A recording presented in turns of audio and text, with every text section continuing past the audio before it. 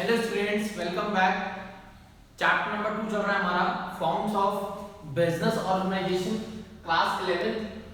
आज का जो टॉपिक है वो है merits and demerits of joint stock company. इससे पहले जो हमारी वीडियो थी, इससे पहले जो लेक्चर था, उसमें मैंने आपको पढ़ाया था जॉइंट स्टॉक कंपनी के बारे में कि उसकी डेफिनेशन क्या होती है, उसके फीचर्स क्या होते हैं। तो आज का जो कह सकते हैं मोस्ट इंपॉर्टेंट पॉइंट है वो है आपका मेरिट एंड डीमेरिट्स। आइए स्टार्ट करते हैं। ये आपके सामने मैंने कुछ मेरिट्स लिखे हुए हैं। ये मैंने एक फ्लो चार्ट बना रखा है जिसके अंदर total I think 6 yes total 8 आपके सामने मेरिट्स लिखे हुए हैं। तो इन मेरिट्स को पढ़ते हैं। आइए स्टार्ट करते हैं। एक बार मैं पहले ऑल ओवर इनके नाम बताता हूँ, पहले जो 8 लिखे हुए हैं उसके बाद हम पढ़ेंगे। पहले स्टार्ट करते हैं large amount of capital. This is first merit of joint stock company. Next is limited liabilities, उसके बाद है कंटिन्यूटी, उसके बाद है आपका इफेक्टिव मैनेजमेंट, उसके बाद है easy transferability of share, then public confidence, then democratic management and the last is social responsibilities. तो ये हम कह सकते हैं टोटल हम लार्ज अमाउंट ऑफ कैपिटल पे शुरू हुए थे और वहीं पे हम घूम फिर के वापसी आ गए हैं। टोटल 8 पॉइंट्स हैं। तो एक बार मैं आपको ओवरव्यू करता हूँ सारे पॉइंट्स को। लार्ज अमाउंट ऑफ कैपिटल, उसके बाद हम फ्लो चार्ट बनाएंगे सबका कि लार्ज अमाउंट ऑफ कैपिटल की अगर हम बात करते हैं, इसका मतलब कि अगर हम सोल पार्टनरशिप पे काम करते हैं या अगर हम पार्टनरशिप पे काम करते हैं तो पैसा क्या होता है, जो पार्टनर्स आएंगे या सोल पार्टनर्स के पास पैसा कितना है, लिमिटेड फॉर्म में है, वो ज्यादा पैसा कंट्रीब्यूट नहीं कर सकता। उसको मान लो प्रोजेक्ट मिला 25 करोड़ रुपए का, तो वो पैसा इन्वेस्ट नहीं कर सकता, लगा नहीं सकता।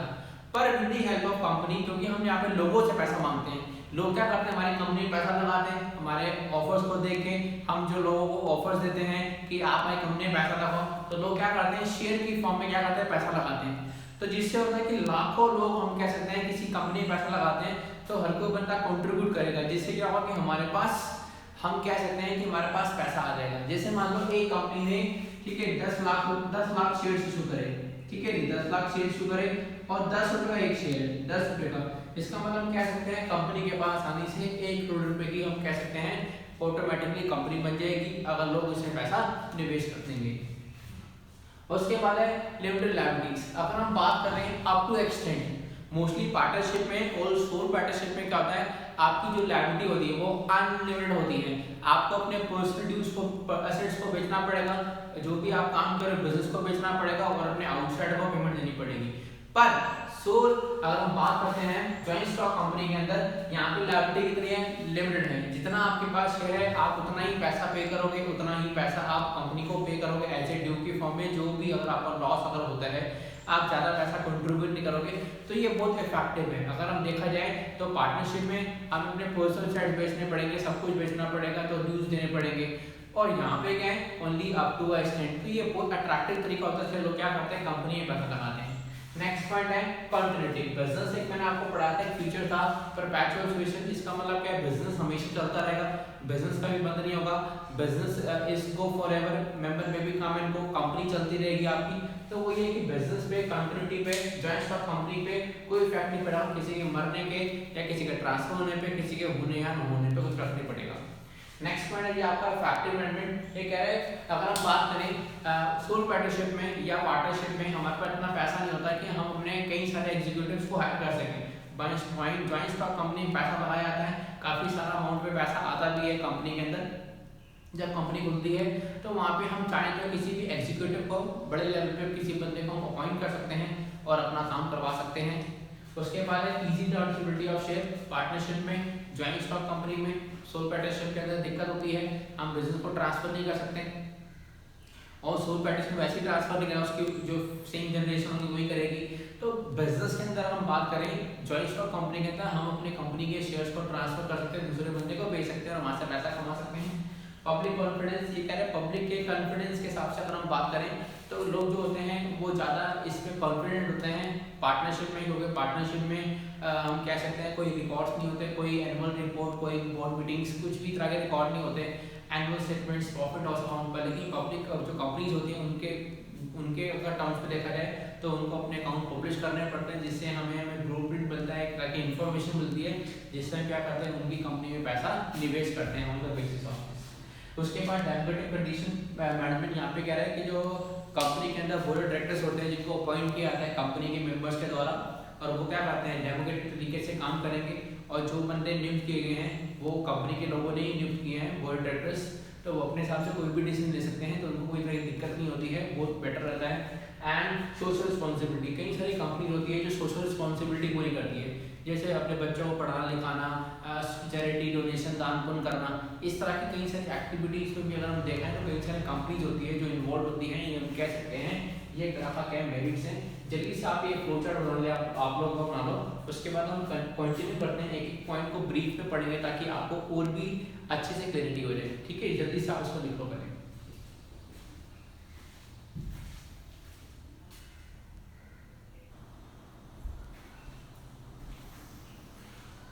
देखिए बेटे आज स्टार्ट करते हैं 2 पॉइंट से। पहला पॉइंट है large amount of cap share, next point is neutrality. मैंने आपको पढ़ाया था, अभी बताया आपको कि कंपनी जब हम खोलते हैं तो हम लोग क्या करते हैं, इनवाइट करते हैं आउटसाइडर्स को कि आप हमारी कंपनी में पैसा लगाएं, आप हमारी कंपनी में पैसा निवेश करें और हम आपको रिटर्न देंगे, इतना पैसा डिविडेंड की फॉर्म में देंगे 6% 5%, ताकि लोग क्या करें हमारे पास पैसा इन्वेस्ट कर सकें। और कंपनी होती है पैसा ये नहीं कि आउटसाइडर से देगी, नहीं, कंपनी जो होती है अपने एसेट्स जो उनके पास पड़े होते हैं उनको गिरवी रख के बैंक से लोन ले सकती है, अगर किसी डेटर से भी ले सकती है, किसी आउटसाइडर से भी ले सकती है। इन केस ऑफ अगर हम बात करें तो बिगेस्ट एडवांटेज, सबसे बड़ी एडवांटेज जो है कंपनी के पास, जो फॉर्म के पास कंपनी के पास है वो है क्या, टू फॉर्म बिजनेस। वो बिजनेस को फॉर्म कर सकती है, बिजनेस को बना सकती है, to collect the large amount of capital. वो लार्ज अमाउंट ऑफ कैपिटल वो कलेक्ट कर सकती है कैसे, बाय इशू लार्ज शेयर। वो अपना शेयर जो होगा इक्विटी शेयर हम कह सकते हैं, जैसे मान लो कि मेरे को एक कंपनी खोलनी है, मेरे पास पैसा नहीं है और आप लोगों को मेरे पर पैसा, मान लो आप मेरे को ट्रस्ट करते हो, आप मेरे को सब लोग जानते हो, आपने बोला कि ठीक है सर कोई बिजनेस स्टार्ट करना है, मैंने कहा ठीक है करना है पर लेकिन पैसे नहीं है। तो मान लो कि मैंने बोला कि मेरे कॉन्ट्रैक्ट में मान लो 1 लाख लोग हैं, ठीक है जी 1 लाख लोग हैं, तो मैंने बोला यार ऐसा है कि सीधी सी बात है मेरे पास पैसे की दिक्कत है, मैं खोल नहीं सकता, मेरे पास I only have you can say only 50,000, मेरे पास सिर्फ ओनली 50,000 रुपये हैं, पर लेकिन मेरे को बिजनेस खोलने के लिए मेरे को 50,000 से ज़्यादा अमाउंट चाहिए, ठीक है। मैंने बोला मेरे को कितना चाहिए, मान लो 15 लाख रुपये चाहिए, कितना चाहिए मेरे को 15 लाख रुपये, तो मेरे पास अगर 15 लाख होगा तो मैं अपना काम कर सकता हूँ, तो मैंने कहा ठीक है करते हैं। तो आप में से कई सारे ऐसे बन रहे थे जो बोलेंगे सर कोई दिक्कत नहीं, आप 1 लाख मत देना, कोई नहीं हम जानते हैं आपको, ऐसा करो 10 रुपीज़ हमसे ले लो। तो मैंने क्या करा, ये 1 लाख है इंटू 10 रुपीज़, मैंने 10 रुपये का शेयर दे दिया, तो कितना हो गया बेटा, सीधी सी बात है 10 लाख हो गया ना। तो मैंने 1 लाख में, क्योंकि 10 रुपये हर को बंदा इन्वेस्ट कर सकता है, तो मैंने क्या करा, लोगों से क्या करा, 10 रुपये लिया, मैंने अपना शेयर दे दिया कि मैं आपको उसके ऊपर रिटर्न दूंगा, ठीक है। 10 रुपीज़ के ऊपर मैं आपको 3 रुपीज़ दूंगा हर साल, ठीक है। और आपने बोला कि ठीक है अच्छी बात है, आप कई लोगों ने पैसा लगा दिया, 1000 लगा दिए, 2000 लगा दिए, 5000 लगा दिए, 10,000 लगा दिए, ऐसा मेरे पास पैसा आ गया, 15 लाख से मैंने अपना काम स्टार्ट कर लिया। तो वो ये कि इट इज़ वेरी सिंपल, मतलब मैं पैसा का चाहूँ तो अगर पैसा इकट्ठा कर सकता हूँ बड़े लेवल पे बाय शेयर, पब्लिक से ले सकता हूँ। The person with small saving, जिसके पास पैसा कम है, जिसके पास सेविंग बहुत कम है, he can also by a share, वो कंपनी के शेयर को परचेज कर सकता है, बिकॉज क्यों, क्योंकि वैल्यू जो शेयर की है कम है। 10 रुपये का शेयर था, मैंने बोला आप परचेज कर लो, वो सिंपल है, हर कोई बंदा इन्वेस्ट कर देगा 10 रुपये, क्योंकि 10 रुपये का हम लोग हम कह सकते हैं कुरकुरे खा लेते हैं या 10 रुपये के फ्रूटी भी लेते हैं। तो अगर आप किसी बंदे को, छोटे मोटे किसी भी बंदे को बोलोगे तो वो आपकी कंपनी पैसा निवेश कर देगा, पर आपको उसको शॉर्टेज देनी पड़ेगी कि मैं आपको इतना % रिटर्न दूंगा। और कोई बंदा 100 रुपये तो 10 रुपये लगाएगा नहीं, खैर ठीक है ज़्यादा लगाएगा, और अच्छी बात है।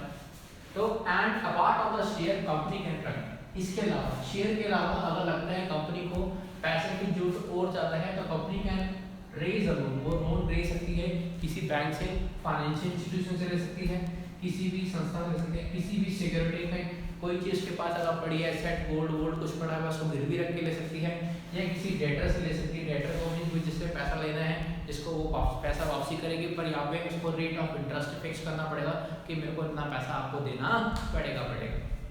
तो ये था आपका फर्स्ट पॉइंट, यहाँ पे हम लार्ज अमाउंट ऑफ शेयर पैसा कलेक्ट कर सकते हैं। उसके बाद है लिमिटेड लायबिलिटीज। बेटा मैंने आपको पढ़ाया था अनलिमिटेड लायबिलिटी का मतलब होता है जहाँ पे आपको अपने पर्सनल एसेट्स को बेचना पड़ेगा, पर यहाँ पे लायबिलिटी कितनी है, लिमिटेड है, यहाँ पे अनलिमिटेड नहीं है। तो लिमिट का मतलब क्या है, लिमिट में, इसका मतलब है जो भी आपका खर्चा होगा, जो भी आपको कुछ पे करना है, वो आपको क्या करना है, वो आपको लिमिट में ही पे करना है, जितना अप टू एक्सटेंड। अगर मान लो कंपनी के अंदर 10 लाख रुपए का मतलब 15 लाख रुपए, 5 लाख 50 से 10 बनने का है, सॉरी ये 10 ये मान लो 5 लाख मेरे पास पड़ा हुआ है अल्टीमेटली, मान लो ठीक है, तो 15 लाख हो जाएगा ये। तो मान लो कि मेरे को 5 लाख अपना था, अब मान लो कि कई लोगों ने कितना पैसा लगाया, 10,000 लगाया, 20,000 लगाया, 20 लाख लगाया, 10 लाख लगाया, जितना ही पैसा, जितना भी इसके पास शेयर होगा वो उतना ही क्या करेगा, लॉस, उसको उतना ही प्रॉफिट मिलना है। क्योंकि किसी बंदे ने मान लो मेरे से 50,000 के शेयर ले रहे हैं, तो उसको मैं अर्निंग कितनी दे रहा हूँ, 50,000 शेयर पर डिविडेंड पे कर रहा हूँ, उनको इनकम भी किस पे आ रही है, 50,000 शेयर पे आ रही है। तो अगर इन फ्यूचर में लॉस होगा तो वो सिर्फ 50,000 शेयर पे ही अपना कंट्रीब्यूशन देगा जितना उसने पैसा लगाया।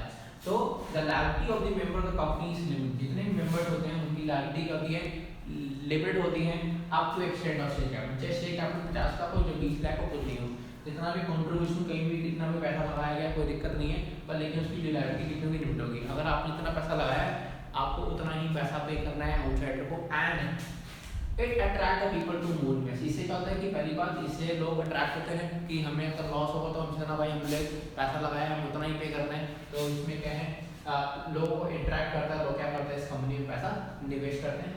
पर इन केस ऑफ लॉस, अगर मान लो कोई लॉस हो भी गया, तो क्रेडिटर को हमें अपने पर्सनल एसेट्स बेचने नहीं पड़ेंगे, मेंबर्स को सिर्फ कंपनी के एसेट्स बेचने पड़ेंगे, जो भी उनका ड्यू बनता है।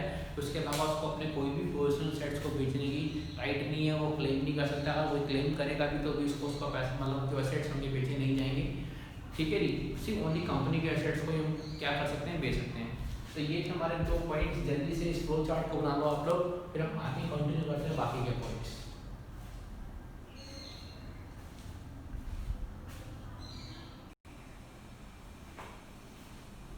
देखो जी, नेक्स्ट पॉइंट है continuity of active management. What is continuity, मैं आपको बता ही चुका हूँ पहले भी। बिजनेस पे कोई इफेक्ट नहीं पड़ता, कंपनी को इफेक्ट नहीं पड़ता, कंपनी में भी मेंबर्स आए जाए, किसी के पास शेयर है किसी के पास नहीं है। रिलायंस को अगर मान लो कि मैं परचेज कर रहा हूँ इन फ्यूचर, तो रिलायंस पे कोई इफेक्ट नहीं पड़ेगा, मेंबर्स पे कोई इफेक्ट नहीं पड़ेगा, कंपनी हमेशा चलती रहेगी, ठीक है जी।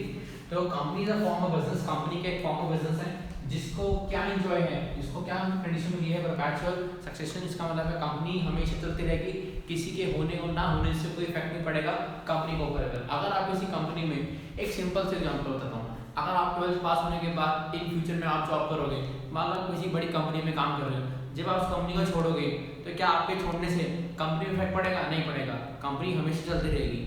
हाँ, आपके जाने से कंपनी पे इफेक्ट पड़ सकता है, हाँ सेल कम हो सकती है या प्रॉफिट कम हो सकता है कुछ 1% तक, up to a certain time, पर उसके बाद कोई इफेक्ट नहीं पड़ेगा, वो कंपनी हमेशा अपनी चलती रहेगी, उसके एग्जिस्टेंस पे कोई इफेक्ट नहीं पड़ेगा।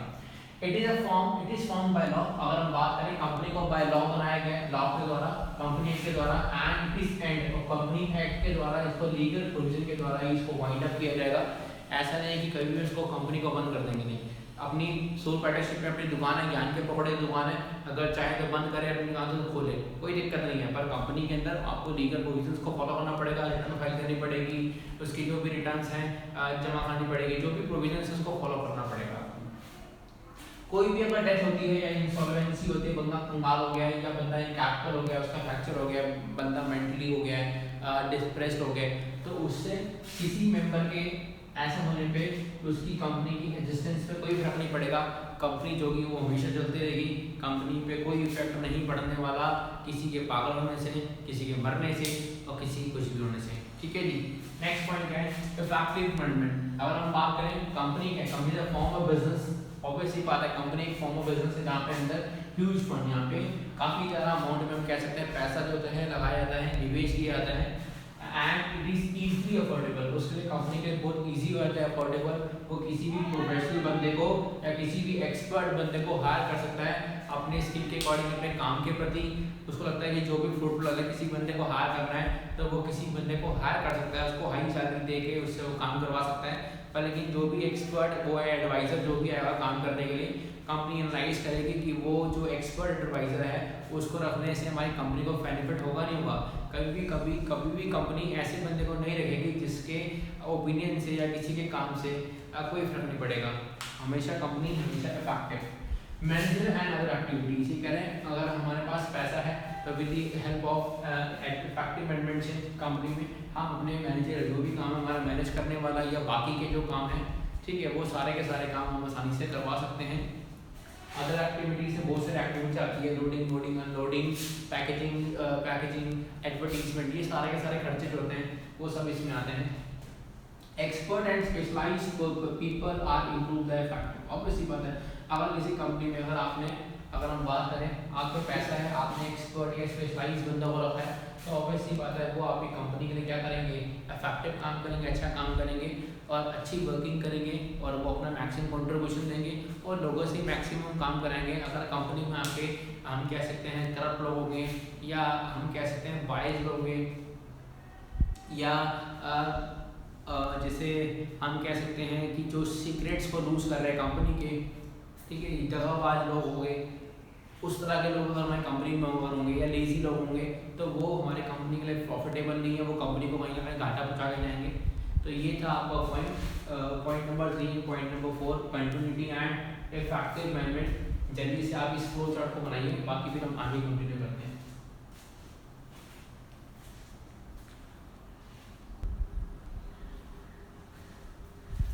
देखो जी, नेक्स्ट पॉइंट क्या बेटा, आइए स्टार्ट करते हैं। Easy transferability of share and public confidence. अगर मैं बात करूं ट्रांसफरेबिलिटी ऑफ शेयर, मैं आपको पहले ही बता चुका हूं क्लास जब मैंने लेक्चर स्टार्ट किया था कि हम शेयर को ट्रांसफर कर सकते हैं। देखो सिंपल सी बात है, मान लो रिलायंस, एग्जांपल देखो आप लोग, मान लो रिलायंस इंफ्रास्ट्रक्चर एक कंपनी है जिसके अंदर मान लो मैंने 1000 शेयर ले रखे हैं, ठीक है जी, 10,000 शेयर ले रखे हैं और एक शेयर की वैल्यू कितनी है, 10 रुपए की, ठीक है जी। ये मैंने 2005 में लिए थे। 2005 में जब रिलायंस हम कह सकते हैं इंफ्रास्ट्रक्चर कंपनी बनी थी, उन्होंने बोला कि हमारे कंपनी में पैसा लगाओ, हम आपको रिटर्न देंगे या शेयर। मैंने उस टाइम पे 2005 में 10,000 रुपए के मैंने शेयर लिए थे, 10,000 शेयर लिए थे 10 रुपए के हिसाब से। इसका मतलब अगर बात करूँ तो मैंने लगभग ऑन एवरेज 1 लाख रुपए इन्वेस्ट करा। मैंने क्या करा, 1 लाख रुपए इन्वेस्ट करा। अब जब मैंने 1 लाख रुपए इन्वेस्ट करा 2005 के अंदर, तो ये कह सकते हैं this is kind of investment, ये मेरी तरह की इन्वेस्टमेंट है। पहली बात, अगर हम बात करें आज 2020 हो गया, रिलायंस ने अच्छा काम कमाया, अच्छा नाम कमाया, अच्छा पैसा कमा रही है। अब इसकी जो आज प्रेजेंट वैल्यू है, मालूम मैं अगर बात करूँ तो शेयर की मार्केट में जो वैल्यू है आज, क्योंकि कंपनी अच्छी काम कर रही है, प्रॉफिटेबल काम कर रही है, मान लो 35 रुपीज है, ठीक है। अगर मैं 35 से इंटू करता हूँ तो 3,50,000 रुपए, ठीक है जी। मैंने लिया कितने का था, 1 लाख का माल लिया 2005 में, आज उसकी वैल्यू 3,50,000 आज के हिसाब से। तो अगर मैं बात करूँ मार्केट में वैल्यू बढ़ रही है। अब मैं अगर अपना ट्रांसफर करना चाहता हूँ शेयर, मैं अपना शेयर किसी और के नाम पे, क्योंकि जब वो हम कह सकते हैं रिलायंस इंफ्रास्ट्रक्चर ने मेरे को शेयर दिए तो उस सर्टिफिकेट का मेरा नाम था कि रिलायंस इंफ्रास्ट्रक्चर ने इशूड 10,000 शेयर एट रुपीज और 10 rupees to the Vipin Verma. तो मेरे नाम पे शेयर थे, उस सर्टिफिकेट में मेरा नाम लिखा हुआ है कि वो सर्टिफिकेट किसके नाम पे, विपिन वर्मा के नाम से। कंपनी कब पैसा देगी, कंपनी में पैसा नहीं लाओगे, कंपनी पहली बार शेयर कंपनी बोलती है कि जब कंपनी बंद होगी, लिक्विडेट होगी या कंपनी कंगाल होगी या मतलब कह सकते हैं कभी कंपनी को वाइंड अप होगी, तब वो कंपनी आपको पैसा देगी। आपको जो पैसा बनता है तब लोग जाओगे, पर अभी तक कंपनी चल रही है, कभी बंद नहीं हुई है। इसका मतलब अगर मैं अपनी कंपनी के पास जाऊंगा, उस कंपनी के पास कि मेरे को पैसे चाहिए, तो क्या कंपनी में पैसे देगी, नहीं देगी, क्योंकि कंपनी बोलेगी ऐसा करो आप, हम आपको शेयर होल्डर के नाम बताएंगे, उन्होंने पैसा लगा रखा है, आप उनको भेज दो शेयर्स। तो मैं क्या करूंगा, या तो मैं ऑनलाइन ट्रेडिंग करके अपने शेयर को बेच सकता हूँ, क्योंकि मेरे को पैसे की जरूरत है।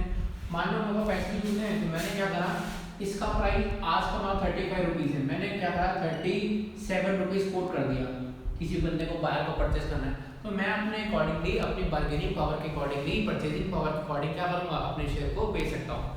तो इसका मतलब मैंने शेयर को बेचा, तो इसका मतलब जो शेयर थे मेरे नाम से, वो किसके नाम पे ट्रांसफर हो गए, दिनेश के नाम पे ट्रांसफर हो गए, दिनेश ने से परचेस करें, ठीक है जी। तो द शेयर्स, तो जो भी कंपनी के अंदर जो शेयर्स होंगे वो बॉट एंड सोल्ड, खरीदे और बेचे जा सकते हैं मार्केट में। The owner of the share is need to money, अगर किसी ऑनर को नीड है, पैसे की जरूरत है, तो ही कैन सेल, वो अपने शेयर को मार्केट में बेच सकता है एंड गेट द कैश, और मैं अपने शेयर को बेच के मार्केट में पैसा कमा सकता हूँ, प्रॉफिट ले सकता हूँ। Easy transferability of share is to bring liquidity. देखो what do you mean by liquidity? Liquidity का मतलब easily convertible to cash. जो चीज कैश में कन्वर्ट हो सकती है उसे कहते हैं लिक्विडिटी। आपके पास फोन था, आपने उसको फोन को बेच दिया, इसका मतलब क्या है, वो क्या था, लिक्विडिटी, वो कैश में क्या हुआ, कन्वर्ट हो गया। अगर आपको लोन चाहिए, आप एफडी पर लोन ले लो, आप एफडी आपकी मतलब 50,000 की एफडी है, आप बैंक किसी से लोन लेना है, आप ले लो, वो बंदा आपको लोन दे देगा, क्योंकि वो एफडी मैच्योर होगी और आपको पैसा मिलेगा, बंदा क्लेम कर लेगा। तो अल्टीमेटली क्या है, लिक्विडिटी का मतलब है इजीली कन्वर्टेबल टू कैश, जो चीज़ आसानी से कैश में कन्वर्ट हो जाती है उसको कहते हैं लिक्विडिटी। तो जब मैंने शेयर को बेचा, किसी दूसरे बंदे को बेचा, तो मैंने क्या करा, अपने शेयर को लिक्विडेट कर दिया, मतलब कैश की फॉर्म में क्या करना, कन्वर्ट कर दिया।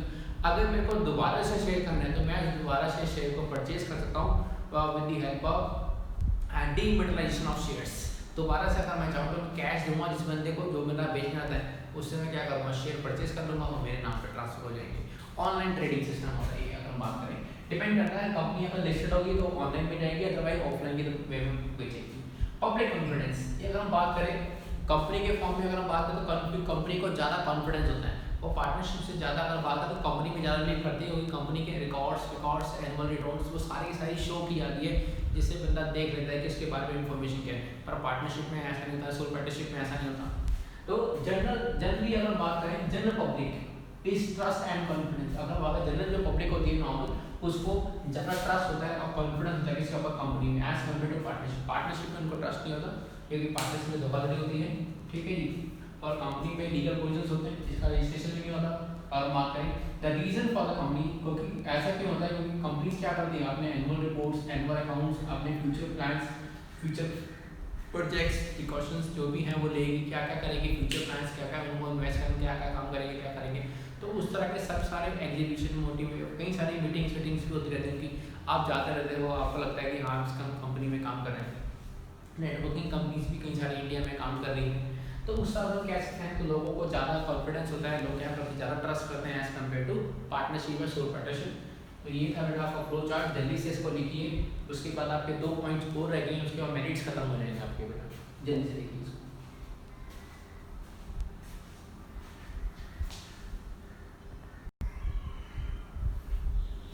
देखिए नेक्स्ट पॉइंट है democratic management and social responsibility. पहले पढ़ते हैं सोशल रिस्पांसिबिलिटी। बड़ी कंपनीज होती हैं, इनके पास ह्यूज अमाउंट ऑफ मनी होता है, पैसा बहुत होता है, तो ये जो होते हैं सामाजिक काम करते हैं, और आपको पता है बिजनेस के पॉइंट से हमारे कुछ सोशल रिस्पांसिबिलिटीज होती है, कुछ सामाजिक कर्तव्य होते हैं, उनमें काम करना, उनमें पार्टिसिपेट करना। ऐसा करने से उनकी इमेज बड़ी होती है, लोग क्या करते हैं, कंपनी पैसा लगाते हैं, इससे उनको भी एक तरह से बेनिफिट होता है। तो अगर हम बात करें large companies invest huge amount, कई सारी बड़ी कंपनी होती है जो काफ़ी सारा पैसा होती है वो सोशल रिस्पॉन्सिबिलिटी को पूरा करने में लगाती है। जैसे अभी आपको पता होगा सोनू सूद ने भी कई सारी रिस्पॉन्सिबिलिटीज़ पूरी करी, जैसे लॉकडाउन के टाइम पे कई सारी उन्होंने अपने जेब से कई सारी गाड़ियाँ चलाई, जो बॉम्बे में जो हम कह सकते हैं लेबर फंसी हुई थी, उन लोगों को अपने अपने घर पहुँचाया। तो इस तरह की एक्टिविटीज़ होती है, तो इससे क्या होता है, इससे नेगेटिव नहीं पॉजिटिव इम्पैक्ट पड़ता है, और इससे फैन फॉलोइंग जो कि सोनू सूद की बढ़ेगी, नेगेटिव इफेक्ट नहीं पड़ता, इट्स काइंड ऑफ पॉजिटिव। इसी तरह से कंपनीज होती है वो भी कई सारी एक्टिविटीज़ करती है, जैसे रिलायंस फाउंडेशन है, कई सारी संस्थाएं खोल रखी हैं उन लोगों ने जो सामाजिक काम कर रहे हैं, हॉस्पिटल्स होते हैं, free education, free hospitals, free checkups, ये सारी सुविधाएं जो दी जाती है पब्लिक को या लोगों को या उनके स्टाफ के बंदों को, जिससे उनको नेगेटिव नहीं पॉजिटिव इमेज बढ़ती है, जिससे उनके मार्केट की वैल्यू बढ़ती है, लोग उनकी कंपनी पैसा निवेश ज़्यादा करते हैं। उसके बाद है कि टेक कंट्रीब्यूट वेलफेयर, वो कई सारा अमाउंट अगर देखा जाए कंट्रीब्यूट करते हैं वेलफेयर के, लाइक स्कूल्स खोलते हैं, कॉलेजेस खोलते हैं, हॉस्पिटल खोलते हैं, कई सारे ट्रेनिंग सेंटर्स खोलते हैं, तो जिस हिसाब से वो सामाजिक काम करते हैं, ये एक तरह का हम कह सकते हैं मेरिट है, जिससे उनको पॉजिटिव इफेक्ट पड़ता है। उसके बाद डेमोक्रेटिक मैनेजमेंट, अगर हम बात करें जो मैनेजमेंट है कंपनी के अंदर, जो हम कह सकते हैं जो फॉर्म ऑफ बिजनेस है कंपनी, उसके अंदर हम बात करें तो डायरेक्टर्स जो होते हैं वो elected by the share holder क्या करेंगे, उसको इलेक्ट करेंगे अपने हिसाब से, इलेक्ट करेंगे कौन सा बंदा बोर्ड ऑफ डायरेक्टर से बैठेगा, एंड ऑल द डिसीजंस, और जितने भी डिसीजंस होंगे वो कैसे किए जाएंगे, by calling the board meetings, board meeting बुलाई जाएगी, जितने भी मेंबर्स होंगे, जो जितने भी होते हैं, और प्रॉक्सी देके, प्रॉक्सी का मतलब है मिनिमम नंबर्स कि उतने बंदे होने चाहिए, मान लो 15 बंदे होने चाहिए मीटिंग के लिए, तो प्रॉक्सी देख के वो क्या करते हैं, आप मीटिंग देखते हैं कि हाँ सारे बंदे प्रेजेंट हैं, तो क्या करेंगे, मीटिंग पर स्ट्राइक करेंगे, सारे बंदों को वोटिंग राइट होगा, हर कोई बंदा अपना वोट करेगा, और उस हिसाब से क्या होगा, उस पर डिसीजन लिया जाएगा कि वो क्या डिसीजन है, क्या डिसीजन नहीं लेना। ऐसा नहीं है कि एक बंदे ने बोल दिया नहीं जिसको मानने के लिए, ऐसा नहीं होगा, प्रॉपर्ली पूरी तरह से डिस्कस करके नेगेटिव और पॉजिटिव एक्सपेक्ट्स को सबको देख के किया जाएगा। And the director is a voting right, और डायरेक्टर के पास वोटिंग राइट्स होते हैं, जो अपने हिसाब से क्या करेंगे, अपनी पावर को यूज़ करके आप वोट डाल के जो भी डिसीजन होंगे वो सारे लेंगे जो कंपनी के लिए प्रॉफिटेबल होंगे। तो ये थे बेटा इसके मेरिट्स जो हमने पढ़े हैं अभी जॉइंट स्टॉक कंपनी के। जल्दी से इसको लिखें, फिर हम आगे कंटिन्यू करते हैं। डीमेरिट्स जो इसके हैं जल्दी से करिए।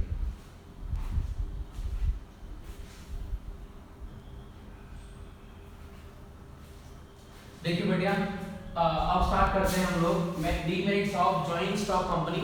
तो ये आपके सामने 5 पॉइंट्स लिखे हुए हैं, ज़्यादा पॉइंट्स नहीं है क्योंकि ये क्वेश्चन ज़्यादा बड़ा नहीं आएगा, 3-4 मार्क्स का आएगा। मेरिट्स तो खैर कोई भी आ सकती है, इसलिए मैंने आपको 8 पढ़ा दी है ताकि आप आसानी से आइडेंटिफाई कर सको। डीमेरिट्स में अगर बात करें तो पहला पॉइंट है lengthy and expensive legal procedure. देखो, अगर हम कंपनी का फॉर्म करते हैं तो पहली बार लेंथी प्रोसेस है, वो कई सारी फॉर्मेलिटीज, ये फॉर्म चाहिए, वो चाहिए, ऐसे चाहिए, इतना प्रोनाउन चाहिए, कॉन्ट्रैक्ट चाहिए, डॉक्यूमेंट चाहिए, कई सारे डॉक्यूमेंट हम कह सकते हैं लीगल प्रोसेस है, क्योंकि लीगली कानून सारे जो भी काम करेगा वो बिना एविडेंस के नहीं करेगा, तो एविडेंस ही होते हैं हम कह सकते हैं।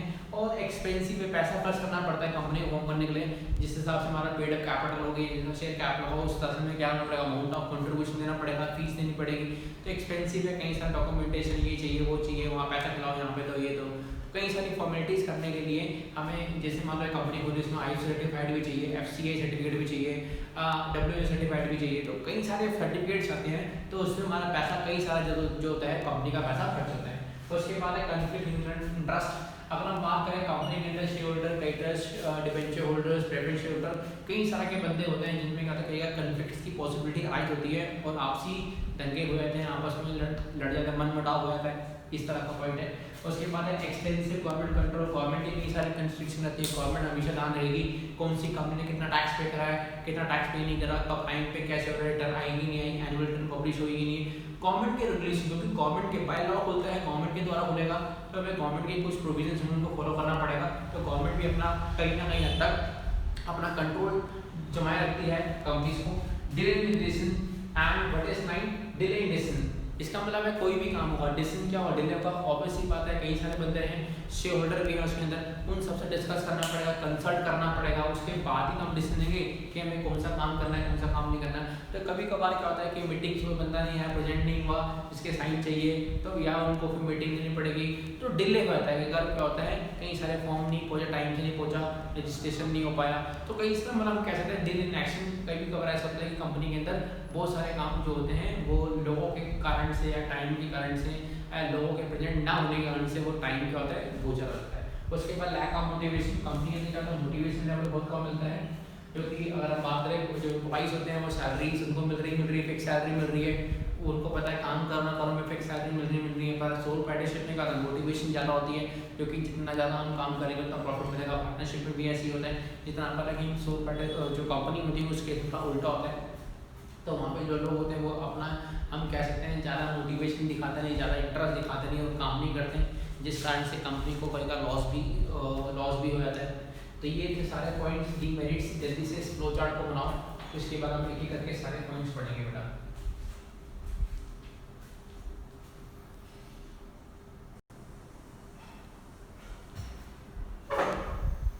देखो नेक्स्ट पॉइंट क्या है बेटा, lengthy expensive legal process and lack of motivation. अगर हम बात करें जो प्रोसीजर होता है कंपनी को फॉर्म करने का बहुत लेंथी होता है और वो हम कह सकते हैं कई सारी फॉर्मेलिटीज पूरी करनी पड़ती है, पर कंपनी को रजिस्टर करने के लिए फॉर्मेलिटी पूरी करनी पड़ेगी, जो भी हमें कंपनी एक्ट के द्वारा अगर जो भी मैंडेटरी होती है वो पूरी करनी पड़ेगी। अगर नहीं करेंगे तो कंपनी हमारी फॉर्म नहीं हो पाएगी, हम काम नहीं कर पाएंगे। तो it is simply say that the formation of company को फॉर्म करना is a very lengthy and complicated procedure. जो प्रोसेस है बड़ा कॉम्प्लिकेटेड है, कई लोग तो भाई बहुत सारे एफर्ट लगाते हैं सब कुछ, उसके बावजूद भी कंपनी खुल नहीं पाती है या उनको रजिस्ट्रेशन नहीं मिल पाता है। जैसे मान लो एक कॉलेज है जहाँ पे वो कॉलेज भी सेटअप कर रखा है, सब कुछ कर रखा है, लेकिन उसको परमिशन नहीं मिल रही है, तो कब से जब तक परमिशन नहीं मिलेगी काम कैसे कर पाएंगे ना। तो वही सेम चीज़, तो उसी तरह से हम कहते हैं कई सारे लीगल प्रोविजंस फॉलो करने पड़ते हैं, कई सारी परमिशंस लेनी पड़ती है, तब जाके हम काम करते हैं। देयर मैनी लीगल फॉर्मेलिटीज, कई सारी लीगल फॉर्मेलिटीज होती हैं जो हमें कंप्लाई करनी होती है, पूरी करनी होती है, ठीक है। एंड उसके लिए हमें कई सारे डॉक्यूमेंट्स प्रिपेयर भी करने पड़ते हैं और सबमिट भी करने पड़ते हैं हमें आरओसी के पास, रजिस्टर्ड कंपनी के पास, जहाँ पे हमारी कंपनी रजिस्टर्ड होगी, और उसके लिए हमें हम कह सकते हैं एक्सपर्ट बंदे को हायर करना पड़ेगा। And we perform the activities, और जो भी एक्सपर्ट होगा हमें उस काम को करने के लिए हमें किसी एक्सपर्ट को हायर करना पड़ेगा and they charge a very high, और वो काफ़ी सारा पैसा चार्ज करेगा कंपनी फॉर्म करने का, क्योंकि उसको प्रॉपर तरीका पता है, जिसको हम कह सकते हैं CS कह सकते हैं, जो एक प्रॉपरली कंपनी सेक्रेटरी कंपनी को फॉर्म करते हैं। पर एक नॉर्मल बंदा नहीं कर पाएगा। अगर आपको रिटर्न फाइल करनी है तो भी बंदा नहीं कर सकता, तो दूसरा बंदा क्या करेगा, उसे प्राइस चार्ज करेगा। एंड वेरियस परमिशन, हमें कई सारी परमिशन जो होती है वो लेनी पड़ती है कोर्ट से, ठीक है, ताकि जी हम आसानी से अगर हम बात करें तो जो भी हमारी कंपनी आसानी से खुल जाए। अगर मान लो हमें कोई वाइन शॉप खोलनी है तो हमें गवर्नमेंट के से वाइन शॉप के लाइसेंस लेना पड़ेगा, तो और गोडाउन भी के लिए भी लाइसेंस लेना पड़ेगा। तो हम कह सकते हैं कई सारे प्रोविजंस होते हैं, उनको फॉलो करना पड़ता है तब जाके हमारी कंपनी खुलती है। इतना सिंपल प्रोसेस नहीं है। और उसके बाद जब हमारी कंपनी खुलती है तो रजिस्ट्रेशन के टाइम पे हमें पैसा पे करना पड़ता है। It will depend upon the better capital, share capital के हिसाब से कि हमारी कंपनी कैपिटल कितना, जितना अमाउंट का कैपिटल होगा उससे हमें उसकी फीस पे करनी पड़ती है। तो वही है कि हम कह सकते हैं इन शॉर्ट, एक तो लेंथी प्रोसेस है, एक एक्सपेंसिव प्रोसेस है, वो टाइम लगता है 10 दिन 20 दिन 50 दिन 30 दिन 60 दिन। तो ये कंपनी भी, क्योंकि ROC के पास डॉक्यूमेंट जाएंगे, ROC भी वेरीफाई करेगा, 30 डेज 21 डेज टाइम लेगा। तो ये नहीं कि आज फॉर्म फिल करा कल मेरा कंपनी खुल जाएगी, नहीं, ऐसा नहीं होगा। कई सारे प्रोविजंस होते हैं, टाइम लगता है, 6 महीने 7 महीने, इट में भी 1 ईयर। कभी कभी ऐसा लगता है कि कंपनी में 1 साल लग गया है, परमिशन नहीं मिल पा रही। जैसे मान लो कि मैंने लॉकडाउन से पहले कंपनी खोली और अभी सारे ऑफिस बंद हैं, मेरी कंपनी खुल पाएगी नहीं खुल पाएगी, तो लेंथी होगा ना, टाइम तो बहुत लगे, मेरी फाइल जा चुकी है, उसके बावजूद भी कंपनी नहीं खुली है। तो कभी कभार क्या होता है, कई सारे रुकावटें आती हैं, जिस कारण से हम कह सकते हैं कंपनी को फॉर्म करना बहुत लेंथी प्रोसीजर है। उसके बाद लैक ऑफ मोटिवेशन, इसका सिंपल सा पॉइंट है, जो ऑनर, मान लो मैं कंपनी का ऑनर हूँ, मैं उसका मालिक हूँ, मैंने कई सारे एक्सपर्ट रख रखे जो काम कर रहे हैं, हैवी पैसा चार्ज भी सारे ले रहे हैं, पर उनको सिर्फ अपनी सैलरी से मतलब है। क्योंकि अगर जो भी वो कॉन्ट्रीब्यूशन करेंगे वो अपना टाइम हुआ 10 से 6 की नौकरी 10 बजे जाएंगे 6 बजे चल जाएंगे, उनको कोई मतलब नहीं है, उनको सिर्फ अपनी सैलरी से मतलब है। क्योंकि जो भी अगर वो एक्स्ट्रा एफर्ट करेंगे, कुछ भी करेंगे, तो या कुछ भी काम, उसका सारा प्रॉफिट किसको मिलेगा, मुझे मिलेगा, क्योंकि मैं तुमको पार्ट ऑफ सैलरी दे रहा हूँ। तो उनमें मोटिवेशन राइज नहीं होता। जो लोग होते हैं, जो काम करने वाले बंदे, उन्हें मैक्सिमम कॉन्ट्रीब्यूशन नहीं देते हैं, उनको सिर्फ अपने पैसे का मतलब होता है कि मेरे को सैलरी मिल जाए, बाकी कोई काम हो ना हो, कभी एक्स्ट्रा नहीं बैठेंगे, कभी अगर एक्स्ट्रा बैठेंगे तो भी they charge extra charges for the payment, जो भी उन्होंने काम करा है उसका वर्क का एक्स्ट्रा पैसा चार्ज करेंगे, तो वो भी मान लिया एक्सपेंसिव हो रहा है। Company is not manage by honour, अगर हम बात करें कंपनी होती है वो मैनेज की, ऑनर के द्वारा मैनेज नहीं की जाती है, बहुत कम होते हैं। इसके लिए हमें कई सारे प्रोफेशनल मैनेजर को हायर करना पड़ता है एंड दे गेट सैलरी, वो सैलरी लेते हैं एंड नो डैट रिलेशनशिप, यहाँ पर कोई रिलेशनशिप नहीं होता कि जितना ज़्यादा वो काम करें उतना सैलरी मिलेगी, क्योंकि सैलरी बिल्कुल फिक्स है। एक बार एफर्ट ज़्यादा करेंगे तो भी सैलरी फिक्स है, एफर्ट कम करेंगे तो भी सैलरी क्या है, बिल्कुल प्रॉपरली फिक्स हैं। तो हम कह सकते हैं इनका जो डायरेक्ट रिलेशनशिप नहीं होता, किसके अंदर, एफर्ट रिवार्ड के अंदर। मान लो कि सीधी सी बात है, मान लो एक कंपनी है XYZ कंपनी, उसके अंदर मान लो मिस्टर X जो है कंपनी के मालिक है, मिस्टर X है कंपनी के मालिक है, इन्होंने कंपनी खोल रखी है। जो एम्प्लॉइज हैं वो तो अपना काम कर रहे हैं, उनको सिर्फ सैलरी से मतलब है। अगर उनको बोलेंगे एक्स्ट्रा काम करना है, ये काम करना है, तो वो काम नहीं करेगा। और उसकी कंपनी में प्रॉब्लम क्या होती है, एक कंपनी में मैंने किसी बंदे को काम सिखाया, 6 महीने 7 महीने उसको प्रॉपरली ट्रेन कर दिया, तो उसकी सैलरी 10,000 थी। जब मुझे लगा कि ये बंदा मेरे लिए बहुत प्रोडक्टिव है, अब मेरे लिए काम करेगा, बंदा क्या करता है, जॉब स्विच कर देता है, क्या करता है, नई सैलरी में नई अच्छी सैलरी पे क्या करता है, जंप करता है, चाहे 2,000 का बेनिफिट हो वो वहाँ पे चल जाएगा। और क्या हुआ, उससे किसको लॉस हुआ, मेरे को हुआ, क्योंकि मैंने उसको पूरा काम सिखाया। जब मेरे को लगा प्रोडक्टिव है मेरे लिए, तो हम कह सकते हैं स्टाफ अगर हमारा सही नहीं होगा या हमारे को कंट्रीब्यूशन नहीं देगा, तो भी हमारे लिए हम कह सकते हैं, क्योंकि वो इंटरेस्ट पैदा नहीं करते, लैक ऑफ मोटिवेशन, वो मोटिवेटेड नहीं होते हैं, उनको लगता है कि ये हमारा शोषण कर रहा है या हमसे हमें सैलरी कम दे रहा है, पर ऐसा नहीं होता, वो सिखाने के पैसे भी लगते हैं उसके अंदर। तो जब तक वो सैलरी अगर जा लेगा, उसकी एक्सपेक्टेशन बढ़ जाएगी कि पहले मैं कुछ नहीं करता, मेरे को 10,000 सैलरी मिलती थी, आज डेट में सारा काम करता तो भी मेरे को 10,000 सैलरी मिल रही है, ठीक है। तो उस हिसाब से जो होता है वो सारा रिलेशनशिप होता है उस हिसाब से। तो हम कह सकते हैं आपके जो वर्कर्स होते हैं वो मोटिवेटेड नहीं होते, जो भी प्रॉफिट इंक्रीज इन प्रॉफिट, अगर मान लो प्रॉफिट कंपनी का बढ़ेगा तो किसके बढ़ेगा, उससे वो इनकम किसके पास आएगी, ठीक है जी, वो किसके पास आएगी, मालिक के पास आएगी, ठीक है जी। पर लेकिन उसकी इनकम जो है वो मैनेजर के पास नहीं आएगी, क्योंकि मैनेजर की सैलरी कितनी, बिल्कुल क्या है, बिल्कुल फिक्स है, ठीक है। तो ओनर के पास सैलरी जाएगी, ठीक है। और लेकिन उसका जो प्रॉफिट होगा, इसलिए जो एम्प्लॉइज होते हैं वो बहुत कम एफर्ट लगाते हैं, बहुत कम काम करते हैं, जिस कारण से कभी कभार कंपनी का लॉस भी होता है। और काम भी करते हैं अप टू सर्टेन लिमिट, जितना हमको लगता है कि जितना हमारा पैसा कंट्रीब्यूशन हो रहा है उस हिसाब से काम करेंगे, ज़्यादा बर्डन में काम नहीं करेंगे, ठीक है। तो ये पॉइंट लिखे जल्दी जाओ, फिर हम आगे बढ़ते हैं।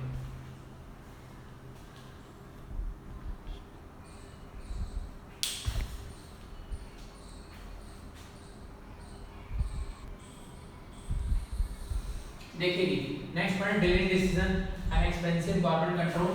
What is delay? डिले अगर हम बात करें, देखो कंपनी पे अगर हम बात करते हैं, कोई भी काम होता है तो आपस में जो डायरेक्टर्स होते हैं उनसे कंसल्ट करना पड़ता है, बाकी लोगों ने पैसा लगाया उनसे डिस्कस करना पड़ता है, उनको कम्युनिकेट भी करना पड़ता है कि हमने ये डिसीजन लिए हैं और हमें ये काम करने हैं और ये हमारा इस मीटिंग में ये मुद्दे थे जो हमने सॉल्व करे हैं और ये आपके कम्युनिकेट भी करने हैं, या कोई भी अगर इशू हो रहा है को सॉल्व करना है तो उसके खिलाफ भी नोटिस भेजा जाएगा, तो उसमें भी लेंथी प्रोसेस है। अगर हम बात करें तो मोस्टली डिले इन एक्शन, सारे काम में लगभग डिले हो जाते हैं, लेट होते हैं। Companies are very company all the important decision, जितने भी डिसीजंस होंगे वो बोर्ड मीटिंग्स के द्वारा ही किए जाएंगे और कैसे किए जाएंगे? बाय कंसल्टिंग वेरियस पर्सन, जितने भी वेरियस पर्सन होते हैं इंपॉर्टेंट जो भी कंपनी के पॉइंट्स है, जो भी कंपनी ने शेयर होल्डर्स ने आप कैसा कर सकते हैं नियुक्त कर रखे हैं, उन लेवल पे उनसे कंसल्ट किया जाएगा। एंड वंस द डिसीजन, एक बार अगर डिसीजन ले लिया तो उसको कम्युनिकेट भी करना है ना हर बंदे के पास कि ये दिक्कत थी, ये मुद्दा था, इसको सॉल्व किया, ये ऐसे किया,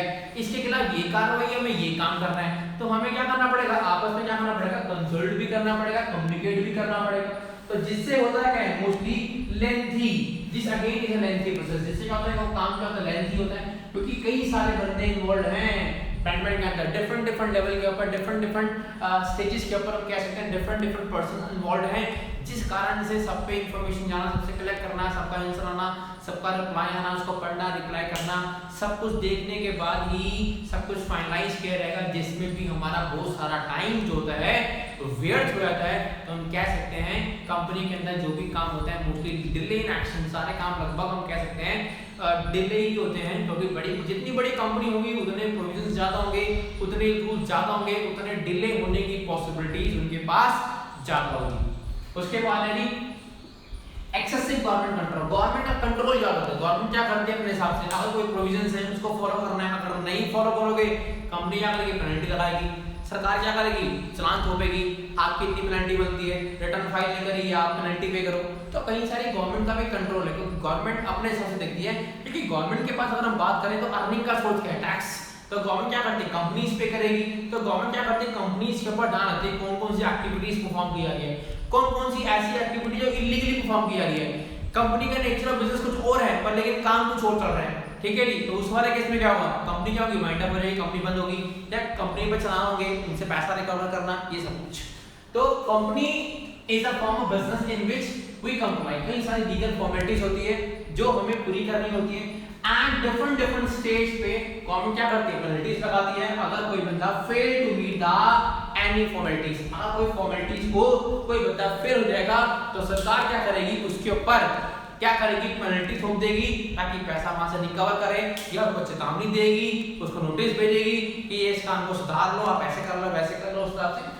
and some time in the mind of the company, अगर कोई गलत काम पाया जाता है, किसी तरह से अवैध काम किया जाता है, तो क्या होगा? जैसे मान लो एक हॉस्पिटल है, वो भी एक संस्था है ना, वो भी एक कंपनी है, चैरिटेबल संस्था है। अब मान लो एक हॉस्पिटल है, ठीक है, जहाँ पे क्या मान लो जी गलत काम हो रहे हैं, या मान लो कि मानव तस्करी हो रही है, ना पे लोगों क्या कर रहे हैं? किडनैप करके उन्हें किडनी गायब कर दी, किसी का कंकाल बेच दिया, किसी कुछ कर दिया, इस तरह के ऑपरेशन। तो सरकार क्या करेगी? छापा मारेगी, प्रोविजन लगेगी। कंपनी के द्वारा हम बात करें तो सब कुछ क्या है? बाय लॉ चल रहा है, तो लॉ के अंतर्गत हमें कोई भी काम प्रॉपर्ली तरीके से करना पड़ेगा, कोई भी काम गलत काम नहीं करेंगे, ठीक है। ये सरकार ध्यान रखती है और पेनल्टीज और उसके खिलाफ कार्रवाई भी करती है। तो ये था हमारा पॉइंट, हम कह सकते हैं सरकार का भी बहुत ज्यादा कंट्रोल होता है कंपनीज के अंदर। And the delay in action, only one point is left, जल्दी से इसको लिखिए फिर हम आगे कंटिन्यू करते हैं।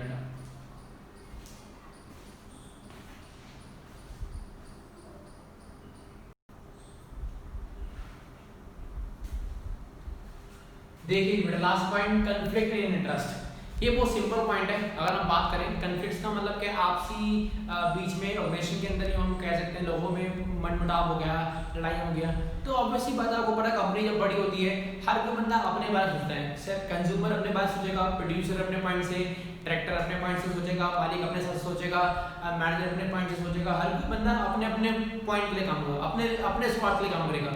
कोई बहुत लोग कम होते हैं जो कंपनी के लिए काम करते हैं, हर कोई बंदा अपने काम करता है, तो कई कॉन्फ्लिक्ट्स की पॉसिबिलिटी भी क्या होती है? ऑटोमेटिक राइज हो जाती है। तो कंपनी द वेरियस ग्रुप, अगर हम बात करें कंपनी के अंदर वेरियस टाइप ऑफ ग्रुप्स होते हैं and the various type of peoples involved है, एंड कई सारे लोग होते हैं इन्वॉल्व, जैसे शेयर होल्डर होगा, डिवेंचर होल्डर होगा, एम्प्लॉय होगा, डायरेक्टर होगा, तो इनमें कभी कभार हर किसी बंदे का अपना and the group of different interest, और इनके अपने अपने इंटरेस्ट होते हैं, different group of person, different group of interest. हर कोई बंदा अपने इंटरेस्ट के लिए काम कर रहा है, हर किसी का अपना कुछ ना कुछ स्वार्थ होगा, अपना बेनिफिट होगा, उसके लिए काम कर रहा होगा। And this depends on right was only rate of return, कि जो मैंने पैसा दिया भाई मेरे को इंटरेस्ट मिलेगा सारा, जितना ज़्यादा हो सकता है। अगर उसको इंटरेस्ट कम दोगे तो कन्फ्लिक्ट करेगा कि भाई तेरी बात 10% की हुई थी पर तू मेरे को 5% दे रहा है या 6% दे रहा है, नहीं जी मेरे को पूरा 10% चाहिए, नहीं तो मैं कॉल कर दूंगा, केस कर दूंगा। एम्प्लॉइज अगर होंगे, अगर मान लो कि किसी को सैलरी नहीं दी, किसी को बोनस नहीं दिया, किसी को कमीशन नहीं दी, कुछ और काम हो गया, वर्किंग कंडीशन अच्छी नहीं है तो स्ट्राइक कर रहे हैं, कुछ और दंगे कर रहे हैं, तो या सामान चोरी हो गया, तो इन सब चीजों में हम बात करते हैं तो कॉन्फ्लिक्ट्स की पॉसिबिलिटी अराइज होती है, और जिस कारण से हम कह सकते हैं कि हमारा काम नहीं हो पा रहा। एम्प्लॉई चाहते हैं उनको अच्छी सैलरी मिले, अच्छे वर्किंग कंडीशन मिले, कस्टमर चाहता है उनको अच्छी सैलरी हो, अच्छा गुड्स एंड सर्विस मिले, डायरेक्टर चाहता है कि उनको बोर्ड ऑफ मीटिंग्स में उनकी इंपॉर्टेंस नहीं जाए, उनकी पास नहीं जाए, ठीक है। शेयरहोल्डर चाहता है हमें अच्छा डिविडेंड मिले, अगर शेयरहोल्डर को इंटरेस्ट डिविडेंड नहीं मिलेगा तो वो भी कन्फ्लिक्ट करेंगे कि हमारा पैसा वापसी दो, हमारा शेयर वापसी दो, हमें इस कंपनी में दुकान नहीं और पैसा नहीं निवेश करना, मुझे इस कंपनी में पैसा नहीं लगाना क्योंकि यहाँ पे डिविडेंड नहीं आ रहा, कम डिविडेंड आ रहा है, ऐसे आ रहा है, वैसे आ रहा है। तो कई सारी पॉसिबिलिटीज अराइज होती हैं जहाँ पे कन्फ्लिक्ट्स की पॉसिबिलिटीज होती है, हमेशा डिफरेंट ग्रुप्स में चलती रहेगी और इनको सॉल्व किया जाएगा ताकि कोई प्रॉब्लम सॉल्व ना हो। पर कभी कभार ऐसा होता है कि कन्फ्लिक्ट्स बहुत ज़्यादा बढ़ते हैं, जिससे कभी कभार कंपनी में अब प्रॉब्लम आती है और डिस्ट्रैक्शंस आते हैं, कंपनी को वाइंड अप भी करना पड़ता है कभी कभार किसी कारण से, कई सारे कारण होते हैं। तो बेटा आज ये जो टॉपिक था आपका, जिसमें मैंने आपको पढ़ाया, आपको आज का टॉपिक जो था हमारा वो था merits and demerits of joint stock company, जिसमें आज हमने मेरिट पढ़ा है और डीमेरिट्स पढ़ा है। मेरिट्स में टोटल 8 पॉइंट्स पढ़े हैं और डीमेरिट्स में टोटल हमने कितने पॉइंट्स पढ़े जी? टोटल बताओगे आप लोग 5 पॉइंट्स पढ़े हैं, ठीक है जी। तो आज इसके साथ ये चैप्टर हम कह सकते हैं हमारा टॉपिक का नाम हमको है। अब इसमें बस बेटा आपका एक टॉपिक रह गया, वो है आपका type of companies and difference. उसके बाद एक नया टॉपिक है, हम कह सकते हैं फॉर्म ऑफ बिजनेस, कि कैसे कैसे बिजनेस को फॉर्म करेंगे हम लोग, वो पॉइंट कर चुका है आपका एनसीईआरटी में इस साल। तो कोई नहीं, उसकी वीडियो जो होगी हम लोग डाल देंगे आगे, ताकि आपको दिक्कत ना हो। अगर आपको देखना चाहते हो आप उसको देख लेना बेटा, ठीक है। ओके बेटा, bye, thank you so much, thanks to all, bye बेटा।